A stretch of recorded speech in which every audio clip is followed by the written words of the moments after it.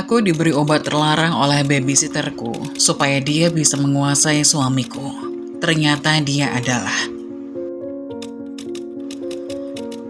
Kisah ini diawali dengan seorang wanita bernama Ibu Ninda dan suaminya yang bernama Ferry. Pernikahan mereka sudah berjalan 7 tahun lamanya dan dikaruniai seorang anak pertama yang berumur 3 tahun. Akan tetapi, setelah hamil dan melahirkan anak kedua, anaknya yang berusia 2 bulan itu meninggal dunia. Sang suami pun sangat menyayangi istrinya, sehingga ia tak ingin melihat istrinya stres. Maka dari itu, ia pun mencarikan babysitter untuk menjaga anak pertama mereka. Akan tetapi, hal lain tak terduga terjadi. Di malam hari, Ninda pun tertidur pulas karena selalu merasakan badannya yang semakin hari semakin lemah. Akan tetapi dalam tidurnya ia bermimpi. "Malam Jumat nih, bisa dong?" kata Ferry sambil tersenyum merayu. Nisa sang babysitter menjawab, "Ih, apaan sih mas?" sambil tersenyum aja. "Siapa suruh bikin aku terbayang-bayang terus?" ucap Ferry. Tiba-tiba, Ninda terbangun kaget. Selalu saja mimpi buruk setiap malam. Kali ini benar-benar tak mengenakan. Sebab dalam mimpinya, ia melihat sang suami sedang bermesraan dengan babysitternya. Apakah ini pertanda atau hanya bunga tidur semata? Ninda pun membuka mata dengan sangat malas, kantuk masih melanda. Sakit yang diderita selama kurang lebih sebulan ini membuatnya lebih banyak menghabiskan waktu di tempat tidur. Sebenarnya sakit yang dirasakannya saat ini adalah semua otot dalam tubuhnya terasa begitu lemah. Kata dokter, Ninda mengalami stres tinggi hingga dianggap sering berhalusinasi. Sebulan yang lalu, Ninda kehilangan Rena, bayinya yang masih berusia 2 bulan. Semua terjadi karena kesalahan Ninda. Ninda yang tertidur saat menyusui, bayi itu berhenti bernafas tanpa diketahui olehnya. Rasa bersalah tak henti menghantui perasaan dan pikiran Ninda. Bahkan Ninda punya hobi mengurung diri dalam kamar seharian tanpa makan dan minum. Semakin hari keadaannya pun semakin memburuk. Ferry suaminya sangat menyayangi dan mencintai Ninda. Hingga ia mempekerjakan seorang babysitter untuk menjaga anak pertamanya bernama Raya yang baru berusia 3 tahun. "Ibu Ninda sudah bangun. Sebaiknya ibu makan dulu. Aku sudah memasakkan makanan kesukaan ibu," ucap Nisa, babysitter yang begitu telaten. Tidak hanya mengurus anak semata wayangnya, namun ia dengan ikhlas membantu segala keperluan yang dibutuhkan Ninda. Ia membantu Ninda untuk bangun. Setelahnya ia meletakkan makanan di atas nakas di samping tempat tidur. Ninda menoleh sekilas dan melihat sup ikan ada di sana, lengkap dengan buah semangka dan 1 buah dessert sebagai makanan penutup. Ia membantu Ninda memperbaiki letak duduknya dengan meninggikan posisi bantal, supaya Ninda bisa duduk dengan nyaman. Setelah itu, kembali menempatkan meja lipat di atas tempat tidur, tepat di depan dada Ninda. Kemudian Nisa mengambil makanan di atas nakas dan dipindahkannya ke meja lipat yang ada di depan Ninda. "Makanlah, setelah itu minum obatnya seperti biasa," ucap Nisa.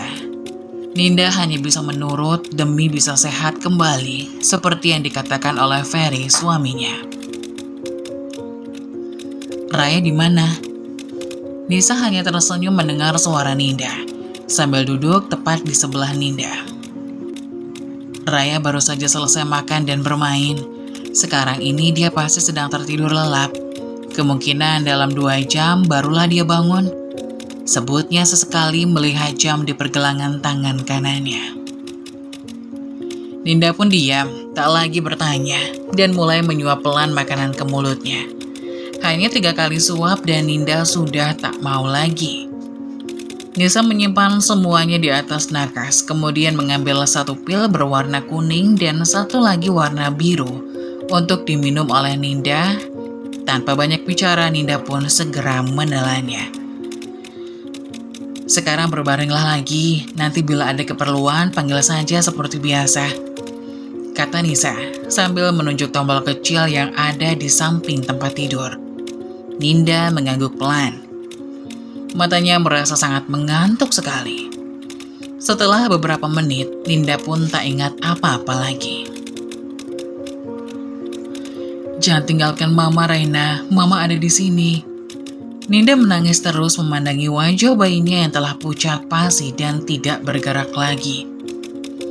Sambil mengguncang tubuh bayinya berulang kali dan mencium pipi bayinya itu dengan maksud membangunkannya. Namun semua usaha Ninda sia-sia. Tak lama, Ferry datang. Ia lalu memeluk istrinya itu dan berbisik di telinga Ninda. Raya sudah meninggal. Iya, dia mati karenamu. Ninda terlonjak kaget melihat pandangan mata suaminya berubah dingin. Ninda bergidik ngeri melihatnya. Mama bangun. Ninda tersentak membuka mata ketika melihat wajah anak pertamanya, Raya, sudah ada di sampingnya. Wajahnya yang imut dan menggemaskan membuat Ninda sadar bahwa apa yang baru saja dialaminya adalah mimpi belaka. Hampir setiap malam Ninda selalu bermimpi buruk. Ninda sampai lupa mana yang nyata dan mana yang hanya mimpi. Ninda pun mengelus-elus rambut anak pertamanya yang ikal panjang itu. Putrinya ini sudah sangat rapi dengan beberapa jepit rambut di kepalanya. Mau kemana sayang? Ninda bertanya. Mama bobok terus. Raya mau main sama Mama. Mama kapan sembuhnya? Ucap Raya sambil merengek. Ninda pun tersenyum mendengar celotehan anak itu. Mama istirahat dulu. Kalau Raya pintar tidak ganggu Mama pasti sembuh. Yang penting hari ini kita main keluar ya. Pujuk Ferry yang sudah muncul di hadapan Raya dan Ninda. Pokoknya Mama harus cepat sembuh biar nanti bisa temenin Raya sama Papa dan Bibi Nisa pergi ke galaksi. Galaksi sebutannya untuk area bermain yang ada di pusat kota. Ninda membetulkan posisi berbaring dan lantas duduk menghadap buah hatinya itu. Badannya masih terasa sangat lemah. Mama minta maaf ya sayang. Nanti pasti Mama akan temani kalau Mama sudah sembuh. Raya doakan Mama ya, pinta Ninda, supaya Raya tak merajuk lagi. Entah sudah berapa ratus kali permintaan malaikat kecilnya itu, agar Ninda cepat sembuh dan bisa bermain-main lagi dengannya seperti dulu yang biasa mereka lakukan. Dan Ninda hanya bisa berjanji saja. Iya nak, Mama biar istirahat saja dulu, supaya cepat sembuh. Nisa, tolong bawa Raya keluar. Sebentar, aku akan menyusul, kata Ferry. Nisa menjawab dengan anggukan kepala. Kamu harus berpikiran positif, sayang. Kamu harus punya keyakinan bisa sembuh dan melupakan semua yang terjadi. Kehilangan, aku juga kehilangan anak. Tapi hidup harus terus berjalan dan kita mesti kuat demi anak kita, Raya. Ingat ya, kita masih ada Raya, jangan kamu lupakan itu. Ninda hanya diam mendengarkan perkataan suaminya. Suaminya memang benar, hanya saja Ninda sulit melupakan apa yang sudah dilalui. Sakit rasanya anak kandung sendiri yang baru saja bersama beberapa bulan harus meninggal di tangan ibu kandungnya sendiri. Rasa sakit dan trauma itu membuat Ninda malas melayani suaminya, yang entah sudah berapa lama tak berniat tidur seranjang dengannya lagi, karena Ninda takut hamil lagi. Aku tahu kamu masih belum bisa melupakannya, tapi perlahan ku minta padamu supaya bisa melakukannya. Ada aku dan Raya yang akan terus bersamamu sampai kamu benar-benar sembuh. Bagaimana dengan tidurmu semalam? Nyenyak? Ninda mengangguk pelan. Mimpi buruk yang terus datang berulang kali setiap malam membuat Ninda tak ingin menceritakannya pada Ferry. Ia sudah lelah dengan pekerjaan kantor yang menumpuk.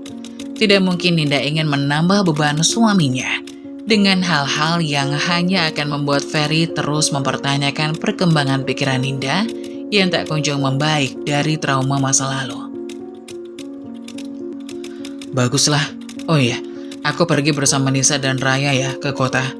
Hanya sebentar saja, mungkin waktunya makan siang kamu sudah kembali. Kebetulan di sana aku akan bertemu dengan klien, sarapan, dan obatmu sudah disiapkan Nisa. Jangan lupa makan dan minum obatmu ya sayang. Kata Ferry mengingatkan Ninda, dan lagi-lagi Ninda hanya bisa mengangguk tanpa suara. Ia mengecup kening Ninda, kemudian pergi meninggalkannya. Ninda bangkit dan ingin sarapan pagi sekaligus meminum obat. Namun suara tawa terdengar dari halaman. Suara tawa suaminya. Sudah lama rasanya Ninda tak pernah lagi mendengar tawanya, apalagi sampai sekeras itu. Entah apa yang lucu. Rasa penasaran Ninda membuatnya perlahan berjalan menuju jendela.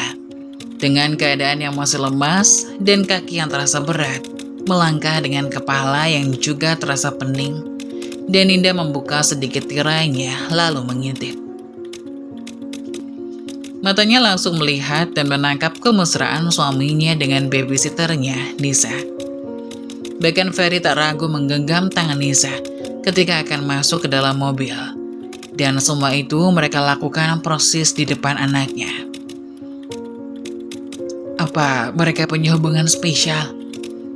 Apa penyakit ini dimanfaatkan mereka untuk bermain api di belakangku? Ninda pun merasa kesal dengan apa yang ia lihat. Dan kemudian membayangkan lagi mimpi buruknya itu, semakin membayangkan maka semakin kesal. Ninda pun menangis sambil berdoa, "Ya Allah, ampunilah hamba-Mu ini." Dengan harapan ia bisa menenangkan pikirannya dan bisa menghilangkan stresnya itu. Saking kesalnya dengan suami, Ninda pun sampai lupa meminum obat dan sarapan yang disediakan. Akan tetapi ia malah merasa badannya lebih ringan dan ia tidak lagi mengantuk seperti biasa. Tak lama, anak dan babysitternya pun sampai di rumah sambil tertawa bahagia. Kemudian suami dan anaknya menghampiri Nisa yang terbaring di kamar.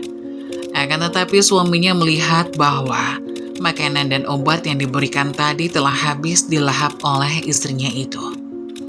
Ferry pun tersenyum sambil berkata, "Nah, gitu dong, makanan sama obatnya dihabisin, biar cepat sembuh." Sambil mengelus ubun-ubun istrinya itu. Lagi-lagi istrinya hanya bisa mengangguk sambil berkata dalam hati, "Mana bisa aku makan dan minum obat seperti biasa, jika ternyata kamu yang membuatku semakin stres." Hari semakin hari, dengan keadaan dan suasana seperti biasa. Akan tetapi kali ini, Ninda tidak lagi meminum obat yang diberikan oleh babysitternya itu. Ia hanya memakan makanannya saja, dan ia pun merasa badannya seperti semakin mudah digerakkan. Diam-diam, setiap hari, tanpa sepengetahuan suaminya ataupun babysitternya, ia selalu berusaha untuk hidup kembali normal. Ninda selalu melakukan olahraga ringan dan mencoba untuk melupakan segala pikiran buruknya dan tetap fokus pada tujuannya, yaitu kembali sehat dan ceria. Suatu ketika, pada malam hari, Ninda mendengar bahwa ada suara tawa suaminya dan babysitternya itu. Ia pun sedikit demi sedikit menghampiri mereka. Akan tetapi ia terkejut dengan apa yang ia lihat. Ternyata, suami dan babysitternya sedang bercanda tawa berdua saja di ruang tamu, di atas sofa sambil menonton film romantis. Sedangkan Raya sedang tidur.